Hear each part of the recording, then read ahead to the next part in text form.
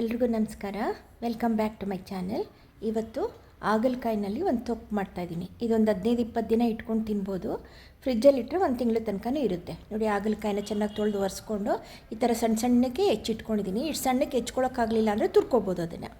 ಬೆಲ್ಲ ತೊಗೊಂಡಿದ್ದೀನಿ, ಹುಣಸೆಹಣ್ಣು ತೊಗೊಂಡಿದ್ದೀನಿ ನಿಂಬೆಹಣ್ಣು ಗಾತ್ರದ್ದು, ಸಾಸಿವೆ, ಜೀರಿಗೆ, ಇಂಗು, ಆಮೇಲೆ ಮೆಂತ್ಯ 1 ಸ್ಪೂನು, ಸಾಸಿವೆ 1/4 ಸ್ಪೂನಷ್ಟು ತೊಗೊಂಡಿದ್ದೀನಿ. ನೋಡಿ, ಬೆಲ್ಲ ರುಚಿಗೆ ಅಷ್ಟು ಬೇಕೇ ಬೇಕು. ಒಣಮೆಣ್ಸಿನ್ಕಾಯಿ, 2 ಒಣಮೆಣ್ಸಿನ್ಕಾಯಿನ ಗುಂಟೂರು ಮತ್ತು ಬ್ಯಾಡಗಿ ಎರಡೂ ಮಿಕ್ಸ್ ಮಾಡ್ಕೊಂಡಿದ್ದೀನಿ. ಮತ್ತು ಕರಿಬೇವಿನ ಸೊಪ್ಪು ತೊಗೊಂಡಿದ್ದೀನಿ. ನೋಡಿ, ಫಸ್ಟು ಹಾಗಲಕಾಯಿಗೆ ಒಂಚೂರು ಉಪ್ಪು ಹಾಕ್ಬಿಟ್ಟು ಅದನ್ನು ನೆನೆ ಹಾಕೋಣ. ಅದ್ರ ಸ್ವಲ್ಪ ಕಹಿ ಬಿಟ್ಕೊಳ್ಳುತ್ತೆ ನೀರು, ಅದಕ್ಕೋಸ್ಕರ ಹಾಕಿರೋದು. ಒಂದು 10 ನಿಮಿಷ ಬಿಟ್ಟರೆ ಸಾಕೋದು. ಈಗ ಎಲ್ಲ ಸಾಮಾನುಗಳನ್ನ ಒಂಚೂರು ಹುರ್ಕೊಂಬಿಡೋಣ. ಏನಿಲ್ಲ, ಮೆಣಸಿನ್ಕಾಯಿ, ಮೆಂತ್ಯ, ಸಾಸಿವೆ, ಹುಣಸೆಹಣ್ಣು ಅದರೊಳಗಡೆ ಹಾಕ್ಕೊಳ್ತೀನಿ. ಹಾಕ್ಕೊಂಡು ಹುರ್ಕೊಂಡು ತೆಕ್ಕೊಳ್ಳೋದು. ಗಮ್ ಅಂತ ಹುರ್ಕೋಬೇಕು. ಇಂಗು ಒಂದು ಚೆನ್ನಾಗಿ ಹಾಕಬೇಕು. ಇಂಗು ಕೂಡ ಹಾಕ್ಕೋಬೇಕು. ಇಂಗು ನನ್ನ ಹತ್ರ ಹಾಲಿಂಗಿರಲಿಲ್ಲ, ಪುಡಿ ಹಿಂಗೆ ಇರೋದು, ಅದಕ್ಕೋಸ್ಕರ ಅದನ್ನೇನು ಹುರಿಯಲ್ಲ. ಲಾಸ್ಟಿಗೆ ಪುಡಿ ಮಾಡುವಾಗ ಹಾಕ್ಕೊಂಬಿಡ್ತೀನಿ. ಮಿಕ್ಸರ್ಗೆ ಹಾಕ್ಕೊಳ್ಳೋವಾಗ ಇಂಗು ಸಹಿತ ಹಾಕ್ಕೊಂಬಿಡ್ತೀನಿ. ಅದು ಒಗ್ಗರಣೆಗೆ ಇಟ್ಕೊಂಡಿದ್ದೀನಿ. ಸಾಸಿವೆ ಮತ್ತು ಒಣಮೆಣ್ಸಿನ್ಕಾಯಿ ಒಗ್ಗರಣೆಗೆ ಇಟ್ಕೊಂಡಿದ್ದೀನಿ. ನೋಡಿ, ಹುರಿದಿದ್ದೆಲ್ಲ ಆಯಿತು, ಎತ್ತಿಟ್ಕೊಂಡಿದ್ದೀನಿ.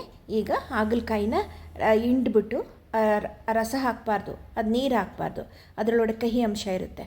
ಬರೀ ಚೆನ್ನಾಗಿ ಹಿಂಡ್ಬಿಟ್ಟು ಹಾಗಲಕಾಯಿನ ಹಾಕ್ಕೊಂಡು ಚೆನ್ನಾಗಿ ಫ್ರೈ ಮಾಡ್ಕೊಳ್ಳೋಣ.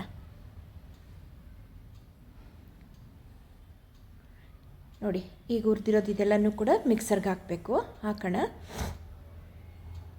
ಅದೆಲ್ಲ ಎಲ್ಲ ಒಟ್ಟಿಗೆ ಹಾಕ್ಕೊಂಬಿಡ್ತೀನಿ. ಇವಾಗ ಹಿಂಗೊಂದು ಹುರಿದಿರಲಿಲ್ಲ, ಅದನ್ನು ಹಾಗೇ ಮಿಕ್ಸರೊಳಗೆ ಹಾಕ್ಕೊಂಡು ಹಾಗೇ ಪುಡಿ ಮಾಡ್ಕೊಳ್ಳೋದು. ತುಂಬ ಸೀಸ್ಕೊಂಡಂಗೆ ಹುರಿಬೇಕು ಅಂತೇನಿಲ್ಲ, ಸ್ವಲ್ಪ ನೀರಿನ ಪಸೆ ಹೋಗೋ ತನಕನೂ ಹುರ್ಕೋಬೇಕು ಇದನ್ನು.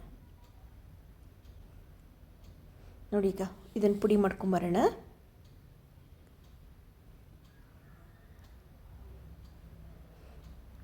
ಇದು ಪುಡಿ ಮಾಡ್ಕೊಂಡು ಬಂದಮೇಲೆ ಅಷ್ಟೊತ್ತಿಗೆ ಅದು ತಣ್ಣಗಾಗಿರುತ್ತೆ. ಅದನ್ನು ಕೂಡ ಹಾಕ್ಬಿಟ್ಟು 2 ಸಲ ಪಲ್ಸ್ ಮಾಡ್ಕೊಳ್ಳೋದು ಅಷ್ಟೇ. ಇದು ನೈಸ್ ಆಗಬಾರ್ದು, ತರ್ತರಿ ಆಗಬೇಕಷ್ಟೇ.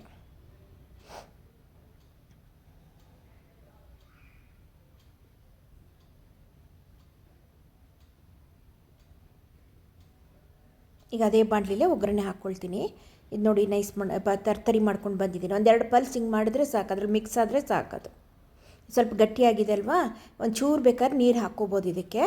ಲಾಸ್ಟಿಗೆ ಹಾಕ್ಕೊಳ್ತೀನಿ ನೀರನ್ನ. ಫಸ್ಟಿಗೆ ಒಂಚೂರು ಎಣ್ಣೆ ಹಾಕಿ, ಇದನ್ನೇನು ಅದ್ರೊಳಗೆ ಇದು ಮಾಡೋದೇನು ಬೇಕಿಲ್ಲ, ಎಲ್ಲವೂ ಹುರಿದಿರೋ ಸಾಮಾನೆ. ಸುಮ್ಮನೆ ಒಂದು ಸ್ವಲ್ಪ ಬಿಸಿಗೆ 2 ಸೆಕೆಂಡ್ ಹಾಕಿ ತೆಗಿಯೋದಷ್ಟೇ. ಈಗ ತುಂಬ ಗಟ್ಟಿಯಾಗಿದೆ, ಒಂಚೂರು ನೀರು ಹಾಕ್ಕೊಳ್ತೀನಿ.